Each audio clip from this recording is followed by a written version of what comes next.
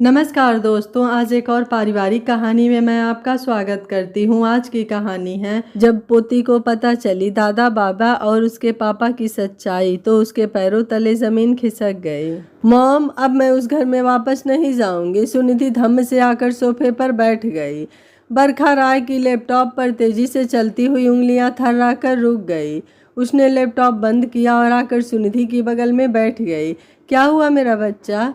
उसने उसका हाथ अपने हाथों में ले लिया।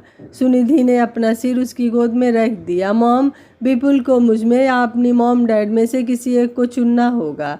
ऐसा क्यों? बरखा सोच में डूब गई। उसके हाथ सुनिधि के बालों में चलने लगे।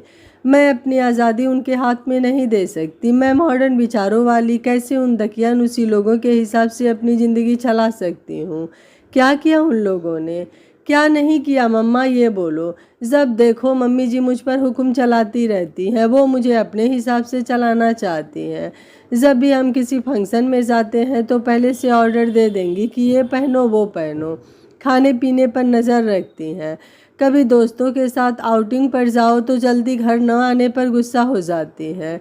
और विपुल विपुल क्या कहेंगे? वो तो अपनी मम्मी के आज्ञाकारी बेटे हैं। मुझे ही समझाने लगते हैं। तुम्हें किसी चीज़ की कमी है वहाँ पर? ये कैसा सवाल है मॉम? तो फिर विपुल प्यार नहीं करता? पता नहीं, सुनिधि ने कंधे उचकाकर मुंह बनाते हुए कहा। बस जब भी मैं मम्मी से शिकायत करती हूँ तो उन्हें कुछ कहने के बजाय मुझे समझाने लगते हैं। माय डियर, विपुल को तो तुमने पसंद किया था ना? बरखा ने धीरे से उसके सिर पर हाथ फेरते हुए कहा। मम्मा, मुझे फ्रीडम चाहिए जो यहाँ थी। मैं राय मेंशन मिस करती हूँ। प्यार वार कुछ नहीं होता, सब 4 दिन के चोचले हैं। मैं बंधन महसूस करने लगी हूँ। बरखा सोच में डूब गई। सुनिधि उसकी इकलौती बेटी है। विपुल अच्छा लड़का है, अपने माता पिता का इकलौता बेटा है। उसके माता पिता बहुत ही अच्छे हैं। भले ही हमारी तरह बिजनेस फैमिली से ताल्लुक़ न रखते हो, पर बहुत ही सुलझा हुआ रिश्तों को ईमानदारी से निभाने वाला लड़का है वह। मल्टीनेशनल कंपनी में चीफ एग्जीक्यूटिव है, अच्छा कमाता है। पर रिश्ते जब दोनों तरफ से निभाए जाते हैं तभी जिंदगी भर चलते हैं। सुनिधि अत्यंत लाड के कारण नकचढ़ी और तुनक मिजाज है। जब उसने विपुल से मिलवाया था तो उसे सुनिधि के लिए वो बिल्कुल परफेक्ट लगा था। उससे बात करने पर उससे अरिंदम नजर आए थे। बिल्कुल वही लहजा, वैसा ही मोहक व्यक्तित्व, शांत जैसे सागर की गहराई, दमदार आवाज़। अगर सुनिधि परी जैसी खूबसूरत थी तो विपुल किसी राजकुमार से कम नहीं था। उसे लगा था कि परी कथा हमेशा खुशनुमा होती है, दोनों खुशहाल जीवन जिएंगे। पर उसके सामने आज अपना अतीत आकर खड़ा हो गया था जिससे वह हमेशा मुँह छिपाती आई थी। क्या सुनिधि भी वही सब दोहराएगी जो 22 साल पहले उसने किया था? नहीं, मैं ऐसा नहीं होने दूंगी। सोचते हुए बरखा की आंखें भीग गई। आंखों से कुछ बूंदें निकलकर सुनिधि के गाल पर गिर पड़ी। सुनिधि चौंक कर उठ गई। Mom, are you okay? What happened? उसने अपनी उंगलियों से उनके आंसू पोंछ दिए। आज यहीं रुकोगी? बरखा का स्वर डूब रहा था। लाओ अपना फ़ोन दो। क्यों? मुझे तुम्हारे इन लॉज से बात करनी है। चलो अपने फ़ोन से अपने सासू माँ का नंबर मिलाओ। पर आप उनसे क्या बात करोगी? मैं बाद में बात करूँगी। क्या तुम घर पर बता कर आई हो कि यहाँ आ रही हो? नहीं, अभी बात करो उनसे। फ़ोन मिलाकर सुनिधि के हाथ में फ़ोन पकड़ा दिया। सुनिधि झुंझला उठी थी पर बरखा ने इशारा किया कि फ़ोन स्पीकर पर रखो। Hello mummy. मम्मी, मैं मॉम के पास आई हूँ, सोचा कि आपको बता देती हूँ। सुनिधि, तुम्हें निकले हुए बहुत देर हो गई थी बेटा, मुझे तुम्हारी चिंता हो रही थी। तुम बता कर नहीं गई थी, फिर फ़ोन भी नहीं उठाया। तुम ठीक हो? जी, मॉम आपसे बात करना चाहती हैं। नमस्कार, कैसी हैं आप? बरखा ने अपने स्वर में यथासंभव नम्रता प्रकट की।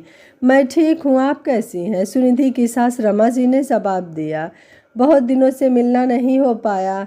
हाँ, मैं भी सोच रही थी, बरखा ने जवाब दिया।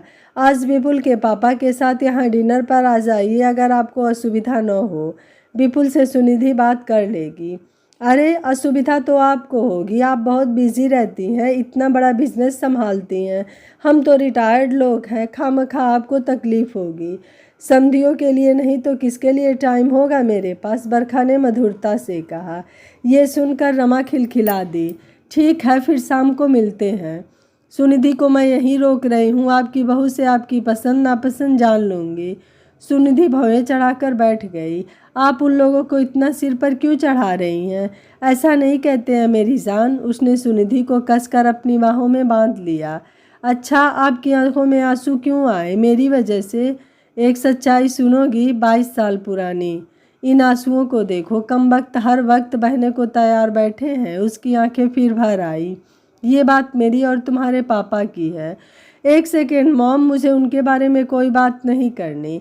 22 साल पहले जब उन्होंने आपको धक्के मारकर घर से निकाला था, मैं तो उस समय बहुत छोटी थी, केवल 4 साल की। उन्होंने तो मुझ पर भी रहम नहीं किया।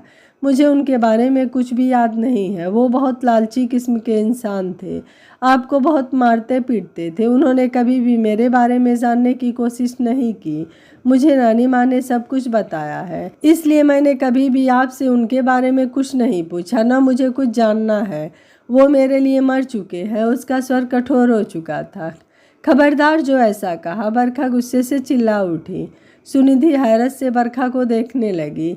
इतने में बरखा की माँ सुचित्रा ने रूम में एंटर किया। वो शॉपिंग करके लौट आई थी। आते ही सुनिधि का माथा चूम लिया। हे ईश्वर, बरखा तुम मेरी बच्ची को डांट रही हो? क्या हुआ? उसका तना हुआ चेहरा देखकर उन्होंने अनुमान लगा लिया था कि कुछ तो असहज है। वो बेचारी पहले ही अपने सास के तानों से दुखी है और तुम उसे भी यहाँ डांटती रहती हो। माँ, आज मैंने विपुल की फैमिली को डिनर पर बुलाया है, तो आप याद रखिएगा कि उनके साथ गलत व्यवहार मैं बर्दाश्त नहीं करूँगी। और अगर आपका उनका घर आना पसंद नहीं है तो ड्राइवर आपको मासी के घर छोड़ आएगा। बरखा का स्वर दृढ़ था।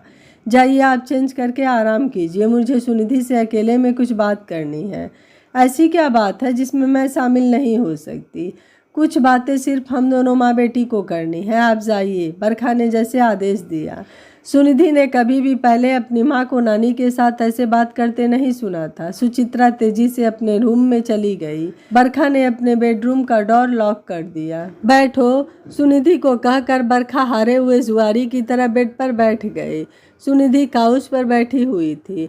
तुम्हारे पापा के बारे में बहुत पहले तुम्हें बताना चाहती थी। हर बार सोचा पर डर गई, ये सोचकर कि तुम सच जानकर अगर मुझसे नफरत करोगी तो मैं जी नहीं पाऊंगी। उसने एक बार फिर अपने आंसू पोंछ डाले। तुम अपने पापा के बारे में कितना जानती हो? सिर्फ नाम, अरिंदम। जानती हो कौन है अरिंदम? विख्यात समाज सेवी द अरिंदम मजूमदार। सुनिधि चौंक कर बरखा की तरफ देखने लगी। हाँ, वही है तुम्हारे पापा। तुम्हारी नानी ने उनकी तमाम निशानियां खत्म कर दी, तुम्हारे अलावा। उसकी आवाज़ में दर्द था। सुनिधि के आंखों के सामने अपने कॉलेज के फाइनल ईयर का फेस्ट आ गया। अरिंदम मजूमदार उसमें चीफ गेस्ट बनकर आए थे। उसे टॉपर शील्ड उन्हीं के हाथों से मिली थी। जब उसने मॉम को बताया था तो उसे समझ नहीं आया था कि वो अपसेट क्यों हो गई थी। हालांकि उन्होंने कुछ कहा नहीं था। कितनी खुशी हुई थी उसे उनसे मिलकर। जब उसने घर आकर डिनर पर डिस्कस किया था तो नानी ने डांट कर चुप करा दिया था। उनका व्यक्तित्व तो जैसे उसकी आंखों में बस गया था। कितने हैंडसम, गेहुआ रंग, अप्रॉक्स 6'4" हाइट, तीखे नैन नक्श, आवाज़ की गंभीरता, उनकी मुस्कुराहट, चमकती आंखें, कानों के पास बालों में हल्की सफ़ेदी आ चुकी थी। सब कुछ मन को मोह लेने वाला था। उनका बात करने का अंदाज तो गजब था। जब उन्होंने माइक पकड़ा और कहा कि बच्चों, आपका ज़्यादा वक्त नहीं लूँगा, आज आप सब अपनी खुशी सेलिब्रेट करें। सचमुच 3 मिनट से भी कम समय में अपनी बातें बड़ी सावधानी से कह गए थे। पूरा हाल तालियों से गूंज उठा था। उस समय उसे समझ नहीं आया था कि उन्होंने प्राइज़ देते वक्त क्यों उसे इतने ध्यान से देखा था। शायद इसलिए कि उसकी सूरत हूबहू अपनी मॉम से मिलती है। उसकी सोच को बरखा ने तोड़ दिया। काश आज तुम्हारे नानू जिंदा होते तो तुम जान पाती कि वो तुम्हारे पापा से कितना प्यार करते थे। तुम्हारे पापा को मेरे लिए तुम्हारे नानू ने पसंद किया था। तुम्हारे दादाजी सुकांत मजूमदार तुम्हारे नानू के जिगरी दोस्त थे। बस फर्क इतना था कि शादी में मेरी और तुम्हारी नानी की मर्जी शामिल नहीं थी। तुम्हारी नानी खुद इतने बड़े खानदान से ताल्लुक़ रखती थी। अपनी इकलौती बेटी की शादी अपने किसी एम्प्लॉय के बेटे से करना उन्हें गंवारा नहीं था। तुम्हारे दादू हमारी कंपनी में मैनेजर हुआ करते थे। तुम्हारे नानू ही उन्हें अपनी कंपनी में लाए थे। मैं शादी करना तो चाहती थी पर अपनी मर्जी से। तो क्या आप किसी और को पसंद करती थी? नहीं, तब तक किसी को पसंद तो नहीं किया था। अरिंदम तब आउट ऑफ इंडिया थे, विदेश सेवा में। अपने पापा के आग्रह पर मुझे देखने आए। मुझसे सिर्फ एक सवाल किया कि अगर आप मुझे पसंद करेंगी तभी ये रिश्ता हो पाएगा, कोई जल्दी नहीं है, सोच समझ के जवाब दीजिएगा। पापा ने अपने खराब स्वास्थ्य का हवाला देते हुए मुझे शादी के लिए मना लिया। शादी बड़े शानदार तरीके से हुई। तुम्हारी नानी ने मजबूरी में सारी रस्में निभाईं। वो अरिंदम को पसंद नहीं करती थी, पर उनके माता पिता के लिए तो उनके मन में हद नफरत थी। उनका कहना था कि अरिंदम के पापा ने अपनी दोस्ती का नाजायज़ फ़ायदा उठाकर ये रिश्ता करवाया।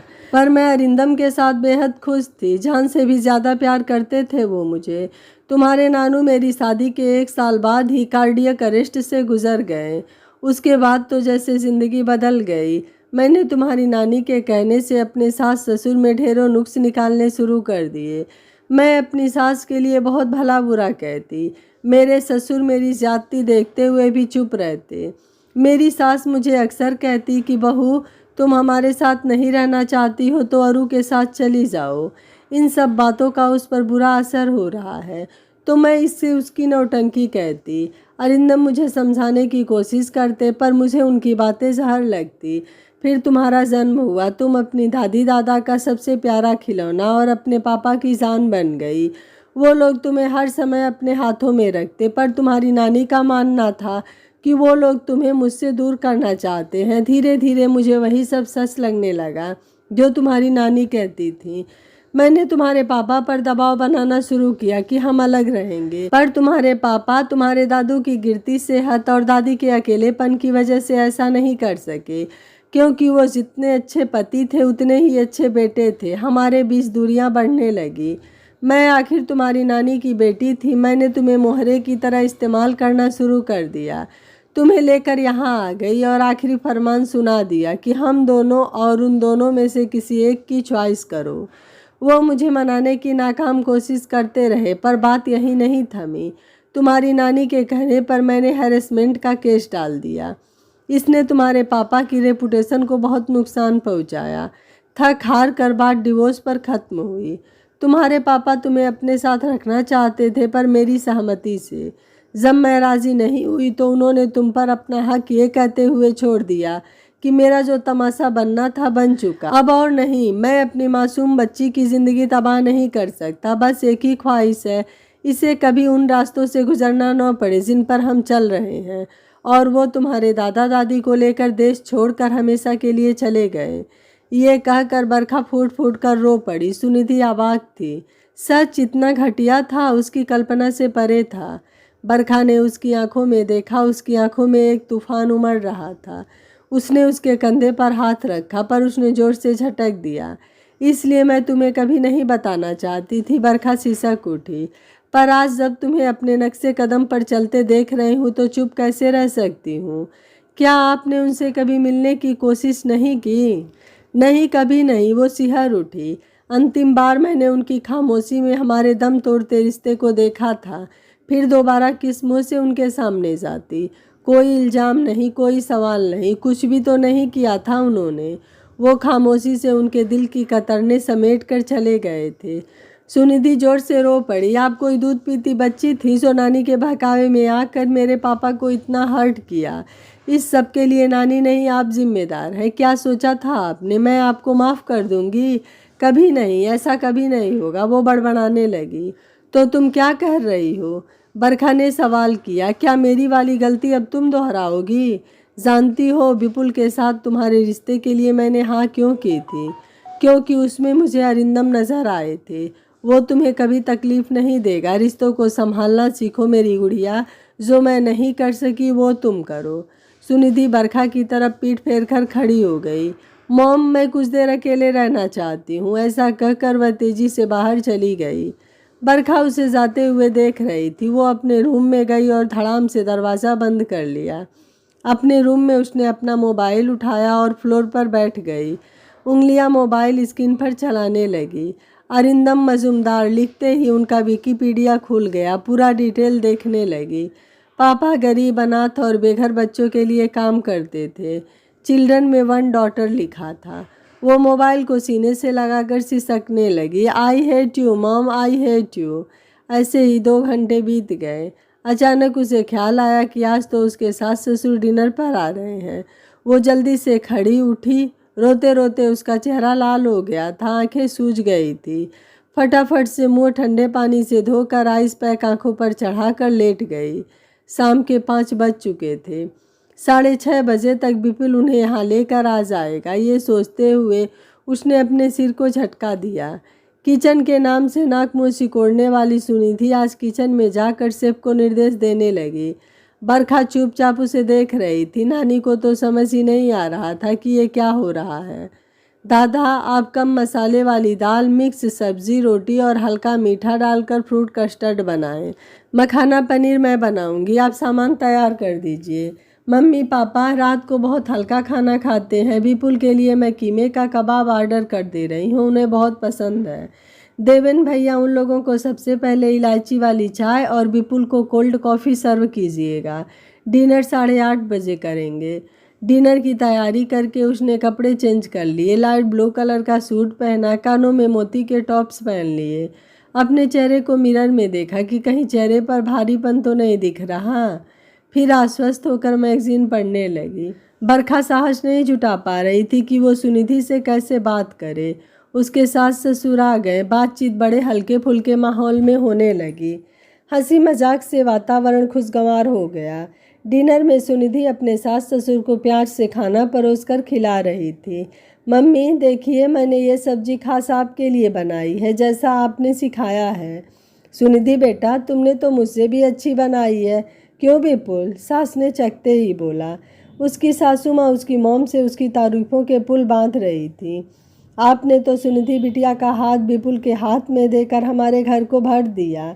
मेरा बहुत मान रखती है। बहन जी, हम बुजुर्ग लोग ढलती उम्र में प्यार के 2 बोल चाहते हैं और कुछ नहीं। सुनिधि ने मुंह फेर कर आंखों के कोरों से आंसू पोंछ लिए। वह सोच रही थी कि जरा सी बेवकूफ़ी से इंसान सब रिश्ते कमा देता है। मैं अपने मॉम के जैसे नहीं बनूंगी, अपने सब रिश्तों को समेट लूँगी। 11 बजे के लगभग वो लोग निकलने लगे तो बरखा ने उनका धन्यवाद दिया। सुनिधि बेटा, तुम रुकना चाहती हो तो रुक जाओ, तुम्हारी माँ को अच्छा लगेगा, उसकी सासू माँ ने मुस्कुराते हुए कहा। नहीं मम्मी, मैं भी घर चलूँगी। चलिए सरकार, विपुल ने हंसते हुए कहा तो सब लोग हंस पड़े।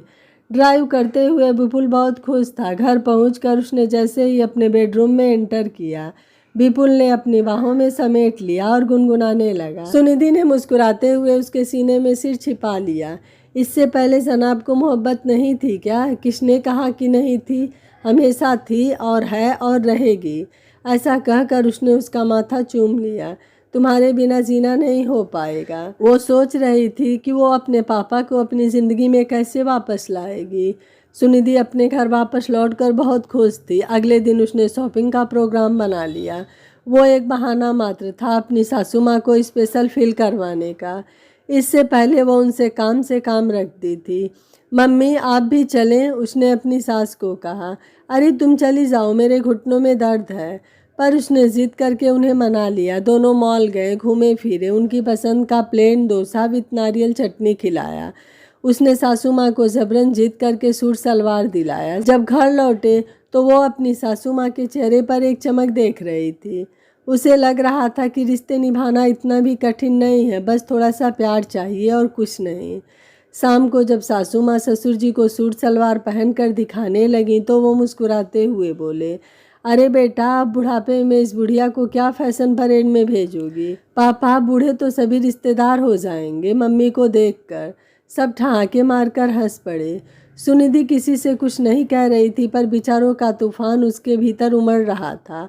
अपनी मॉम से बातचीत तो उसने लगभग बंद कर दी थी। बरखा कभी फ़ोन करती तो वह बस शॉर्ट में जवाब देती। बरखा अपना दर्द किससे कहती? वह चुपचाप अकेले में रोकर दिल हल्का कर लेती थी। उसने बहुत जगह से अपने पापा के बारे में जानकारी हासिल कर ली थी। एक दिन उसने बरखा को फ़ोन किया, मॉम मैं पापा से मिलने लखनऊ जा रही हूँ, वो यूएस से लौट आए हैं। बरखा चुपचाप थी। कुछ कहोगी नहीं? यहाँ आ सकती हो, कुछ देना है तुम्हें। जब वो आई तो बरखा ने उसे एक पैकेट पकड़ाया। ये स्वेटर तुम्हारी दादी ने बोला था तुम्हारे लिए, इसे ले जाओ। और कुछ नहीं? कुछ नहीं, क्योंकि और कुछ नहीं है मेरे पास, अब कुछ नहीं है। उसकी उदास आंखों में आंसू आ गए। उसने घर आकर पैकेट खोला। बहुत खूबसूरत हल्के पीले रंग का स्वेटर था।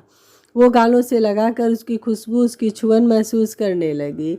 अपने विचारों में डूबकर सोचने लगी कि काश वक्त फिर से पीछे चले जाता, वो इतनी छोटी हो जाती कि स्वेटर को पहन पाती।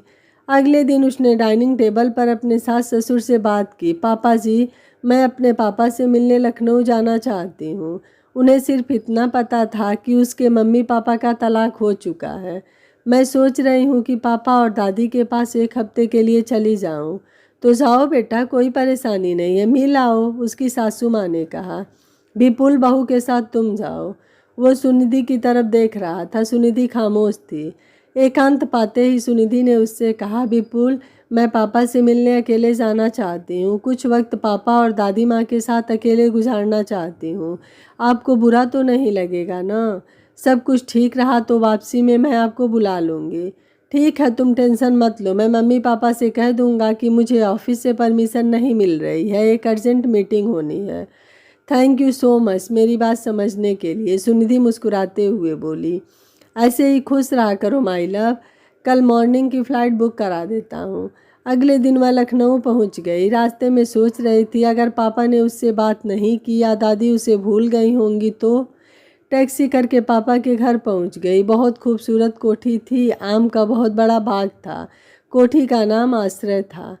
मेन गेट पर पहुंचकर उसने दरबान को कहा कि मुझे अरिंदम मजुमदार से मिलना है।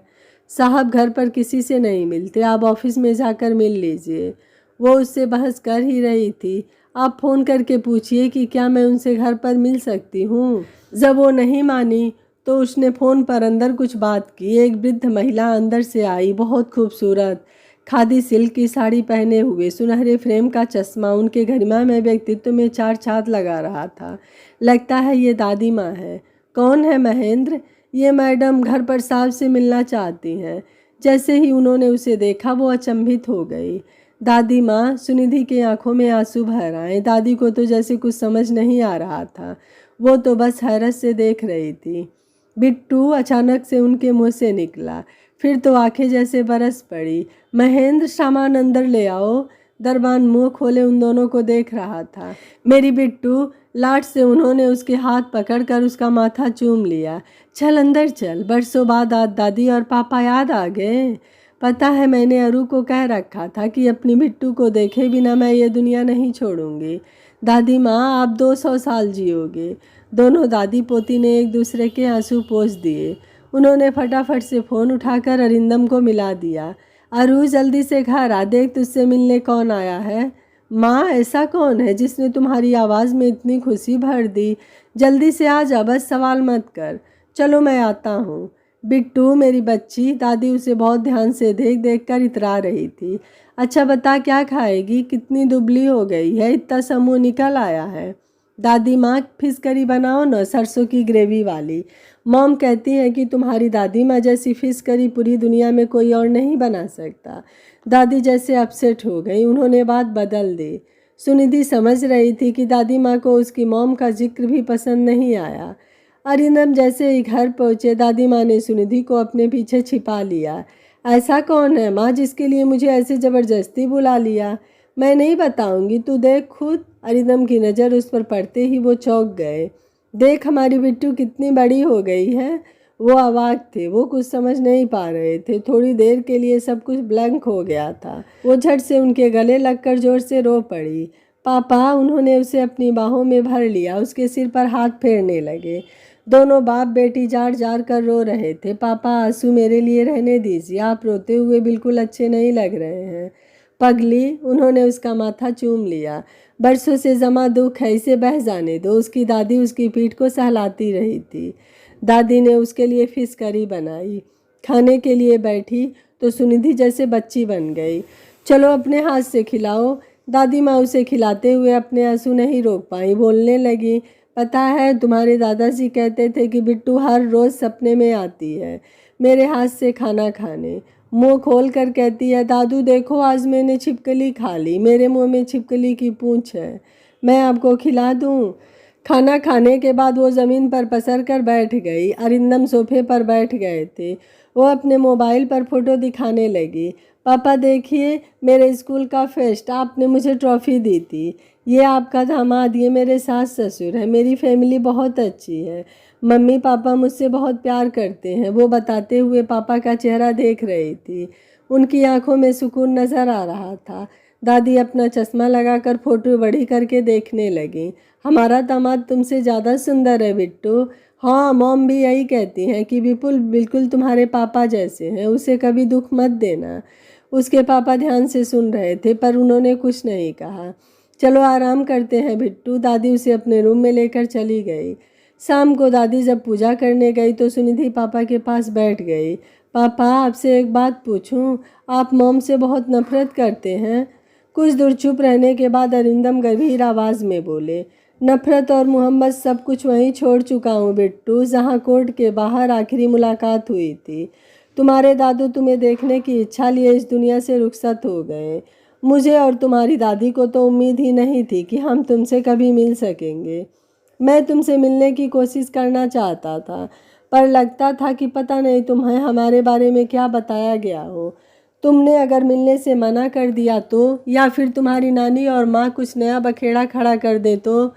पता है पापा, मैं मॉम वाली गलती अपनी लाइफ में करने वाली थी पर ऐसा करने से मॉम ने ही मुझे रोका। उन्होंने मुझे सब कुछ बताया।